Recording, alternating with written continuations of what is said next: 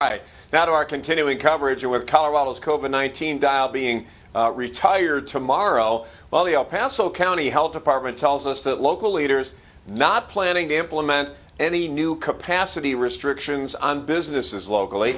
Our Andy Cohen is live tonight from Manitou Springs with more on how one restaurant is preparing for those bigger crowds. Andy. Yeah, Rob, here at the Loop restaurant, they do have a pretty good-sized dining room, and so they tell me even with some tables that have been off limits, it really hasn't been too big of a problem. Right now, their bigger challenge is hiring enough help in anticipation of even bigger crowds coming in. At the Loop Mexican restaurant in Manitou. We're ready to welcome everyone back, ready to sell some margaritas. And they're ready to celebrate an end of restrictions. This family-owned small business has been gearing up for bigger crowds. We are definitely preparing for it, especially we are one of the biggest buildings in Manitou, so we've been used to all the business here. She says customer safety remains a top priority.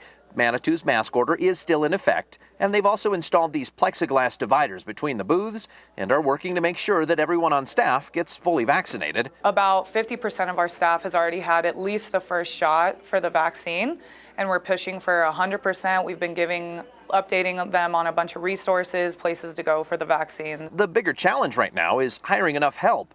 They'd ordinarily staff up this time of year because of the busy summer season, but that's harder to do when almost every other restaurant in town is also hiring. Right out of the pandemic into the summer, that is the new part that we're dealing with, but we're used to recruiting and hiring every summer because we're very seasonal. Like El Paso County, the city of Manitou Springs isn't expected to implement local capacity restrictions. However, City Council is monitoring the situation and may consider doing so later if a need arises.